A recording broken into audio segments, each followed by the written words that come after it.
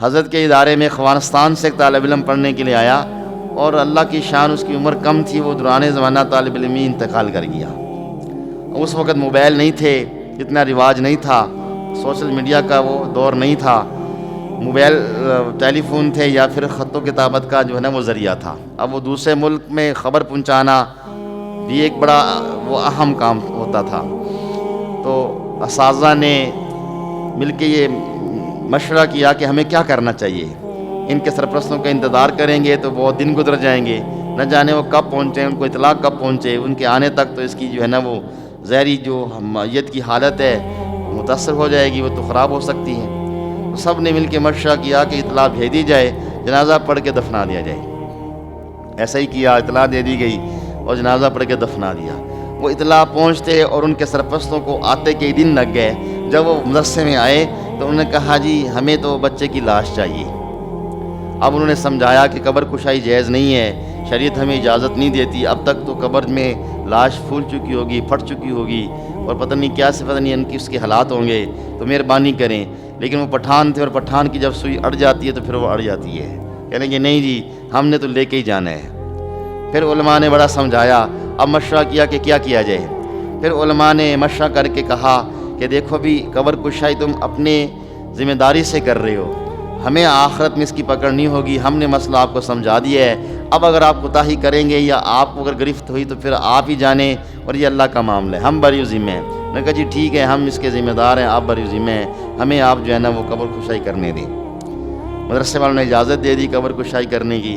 اللہ کی شان، جب قبر کھودی جا رہی تھی، وہ اس کو طالب علم کو تابوت میں بند کر کے رکھا گیا تھا قبر میں، قبر جب کھودی جا رہی تھی، جو ہی قبر جو ہے نا وہ کھلی اور تابوت نظر آیا تو خوشبو کے حلے پھیلے، بہت خوبصورت خوشبو، ہر طرف خوشبو پھیل گئی۔ اب لوگ سونگ رہے ہیں کہ خوشبو کہاں سے آ رہی ہے۔ جو ہی تابوت کو نکالا تو معلوم ہوا کہ یہ خوشبو تو اس جو ہے نا وہ اس طالب علم سے آ رہی ہے۔ پھر اس کے بعد انہوں نے وہاں سے بس کے ذریعے افغانستان کا سفر شروع کیا، سارے راستے میں خوشبو آتی رہی۔ اب ان کو تو پتہ چل گیا کہ یہ اس کی میت سے خوشبو آ رہی ہے، تو جب بارڈر کراس کرنے لگے تو وہاں کی جو پولیس تھی، فوج تھی جو تلاشی لے رہی تھی، انہوں نے تلاشی اور چیکنگ شروع کر دی۔ سامان کی بھی تلاشی لی، بس کی بھی تلاشی لی، لوگوں کی بھی تلاشی لی۔ پھر انہوں نے کہا کہ بھئی یہ جو خوشبو ہے اس کی کون سمگلنگ کر رہا ہے؟ تو کوئی بندہ نہیں مانا، بھی ہم تو کوئی سمگلنگ نہیں کر رہے، کوئی بلیک میں ہم خوشبو نہیں بیچ رہے۔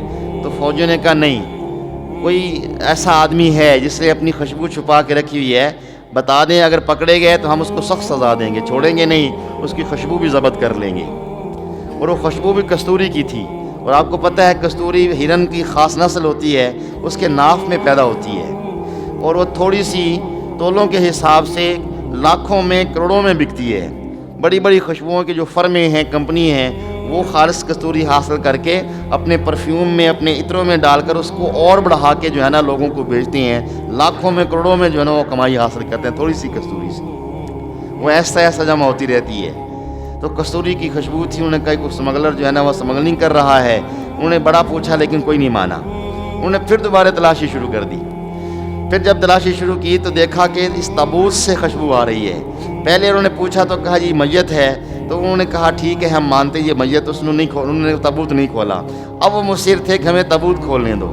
اب سرپرست کہتے ہیں نہیں تابوت ہم نہیں کھولنے دیں گے، نہ کہیں ہم تابوت کھولیں گے۔